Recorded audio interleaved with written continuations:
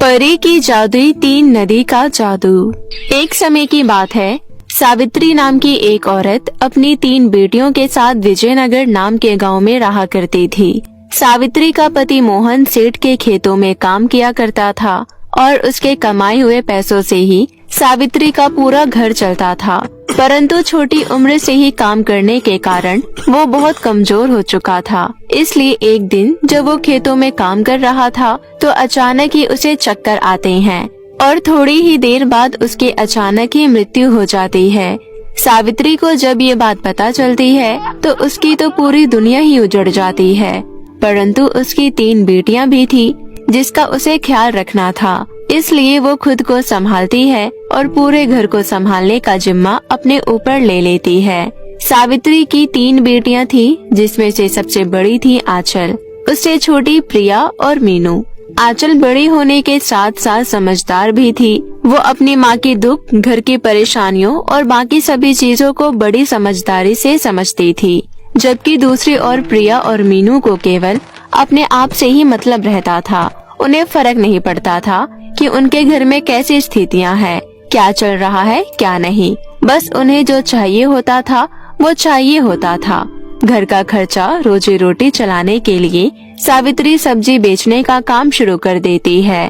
वो गर्मियों की धूप में इधर से उधर सब्जी बेचती है और घर का खर्चा चलाती है।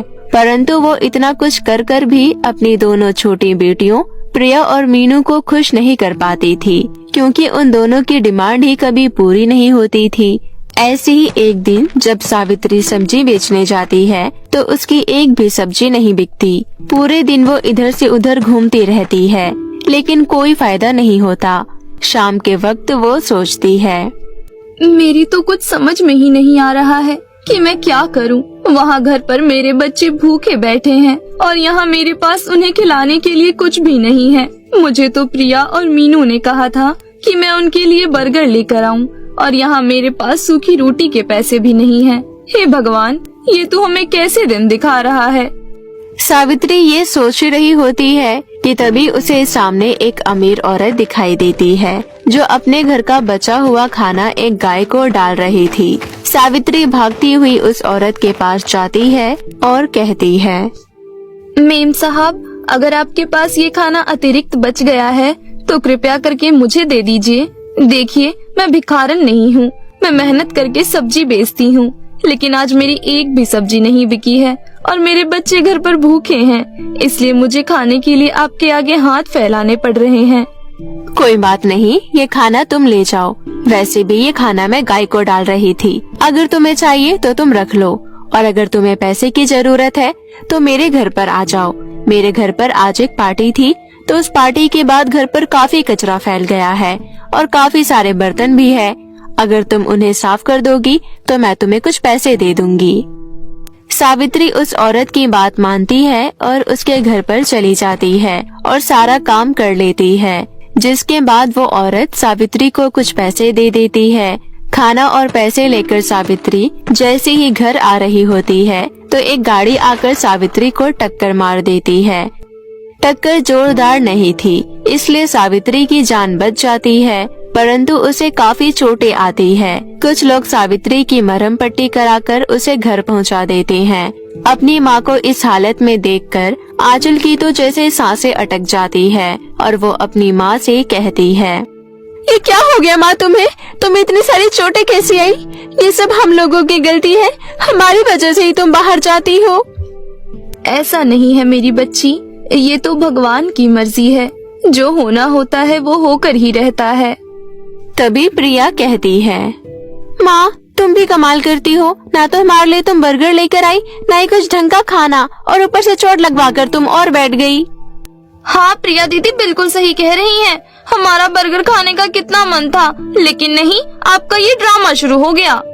तुम दोनों को बिल्कुल भी शर्म नहीं आती इस तरह की बातें करते हुए। एक तो माँ को इतनी चोट लग गई है और तुम्हें अभी भी अपने बर्गर की चिंता लगी हुई है। कोई बात नहीं आंचल, ये दोनों अभी छोटी हैं, इनमें समझ नहीं है, इसलिए ऐसी बातें कर रही हैं। बड़ी होंगी तो समझदार हो जाएंगी। नहीं माँ, बहुत हो चुका है। ये आपकी मेहनत आपके दुख दर्द को बिल्कुल नहीं समझते, क्योंकि इन्हें घर बैठे बैठे सब कुछ मिल जाता है। इन्हें बाहर की दुनिया की कोई समझ नहीं है। अगर ये एक दिन भी बाहर खाने के लिए भटके तब इन्हें पता चलेगा कि आपकी क्या अहमियत है।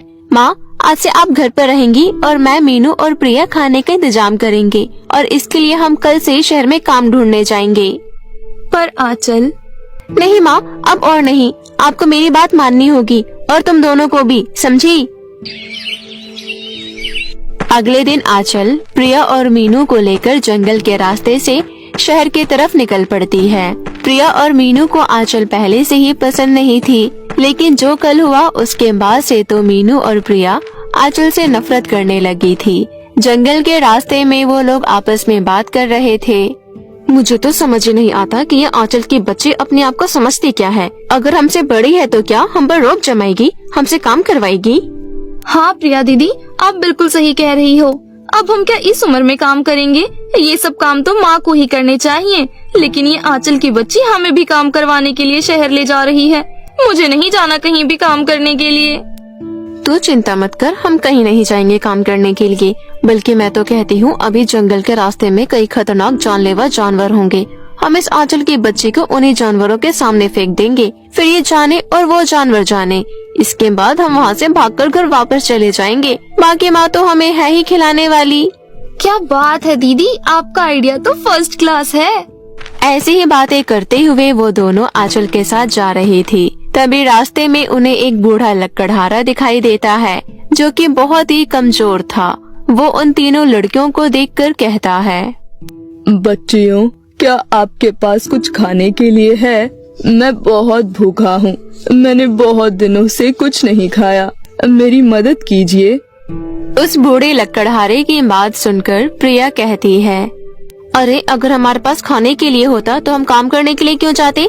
बड़ा या खाना मांगने वाला, खुद कमा कर नहीं खा सकता है क्या? प्रिया, अगर हमारे पास